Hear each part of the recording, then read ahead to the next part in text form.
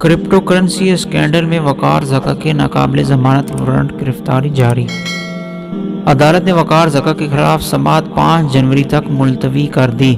کراچی کی مقامی عدالت نے 8 کروڑ 60 لاکھ روپے کرپٹو کرنسی اسکینڈل میں ٹیلی ویژن اور سوشل میڈیا میں مشہور وقار زکا کے ناقابل ضمانت وارنٹ گرفتاری جاری کر دیا۔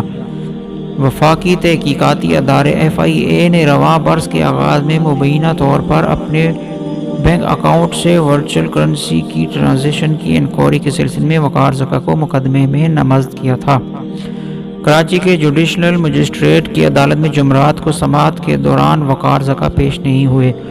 عدالت نے وقار زکا کے ناقابل ضمانت وارنٹ گرفتاری جاری کر دیا اور سماعت 5 جنوری تک ملتوی کر دی، جبکہ وقار زکا مبینہ طور پر مقدمے میں گرفتاری سے بچنے کے لیے مفرور ہے۔ وقار زکا کے خلاف انکوائری۔ FIA نے بتایا کہ فائنینشل مانیٹرنگ یونٹ کی جانب سے تیار کی گئی رپورٹ کی وصولی پر وقار زکا کے خلاف ایک انکوائری شروع کر دی گئی تھی۔ بیان میں کہا ہے کہ گزشتہ 3 برس کے دوران ان کے بینک اکاؤنٹ میں مجموعی طور پر 8 کروڑ 61 لاکھ آئے اور 8 کروڑ 70 لاکھ روپے جاری کیے گئے، اور بینک اسٹیٹمنٹ میں انکشاف ہوا کہ ان کے بینکوں میں پیسے بیرونی ترسیلات اور چیک کے ذریعے آئے۔ اس حوالے سے بتایا گیا کہ باہر سے آنے والی رقم خاندان کے مختلف اراکین کے اکاؤنٹ میں انٹرنل ٹرانسفر کے ذریعے نکالی جاتی رہی۔ FIA نے بتایا کہ وقار زکا سوشل میڈیا کو فلاحی مقاصد کے لیے اور انٹرنیشنل فنڈنگ کے لیے استعمال کرتے تھے، جس کے ذریعے انہوں نے 68 لاکھ حاصل کیے اور بینک سے رقم pay order bank fund transfer کے ذریعے نکالے گئے۔ FIA نے الزام عائد کیا کہ پبلک ڈیٹا بیس میں درجنوں خبریں، بلاگ اور ویڈیوز پائی جاتی ہیں جس میں وقار زکا کرپٹو کرنسی پر مبینہ طور پر ملوث ہونے کا تصور ملتا ہے۔ مزید بتایا گیا کہ انکوائری کے دوران بٹ کوائن یا کرپٹو کرنسی سے متعلق پوسٹیں ان کے ٹویٹر اکاؤنٹ میں پائی گئیں۔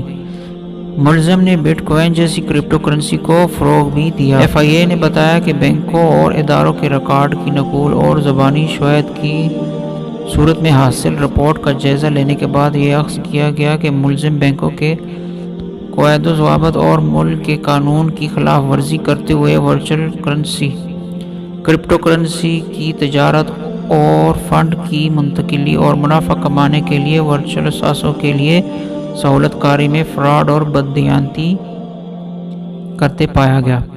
مزید بتایا گیا کہ انکوائری شروع ہونے کے بعد ملزم کو طلب کیا گیا تو انہوں نے ریاستی اداروں کے خلاف بے بنیاد پروپیگنڈا شروع کر دیا۔ الزامات دہراتے ہوئے بتایا گیا کہ ملزم کو سوشل میڈیا پر اداروں کے خلاف قابل اعتراض مواد اور بیانات نشر کرتے ہوئے سرکاری عہدیداروں کو دھمکانے اور عوام کو ریاست کے خلاف اکساتے ہوئے غیر قانونی سرگرمیوں میں ملوث پایا گیا۔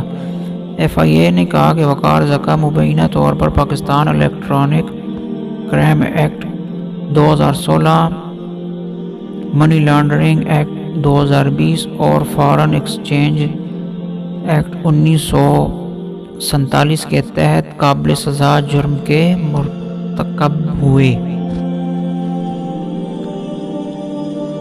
FIA نے کہا کہ وقار زکا مبینہ طور پر Pakistan electronic crime act 2016، money laundering act 2020 اور فارن ایکسچینج ایکٹ 1947 کے تحت قابل سزا جرم کے مرتکب ہو گئے۔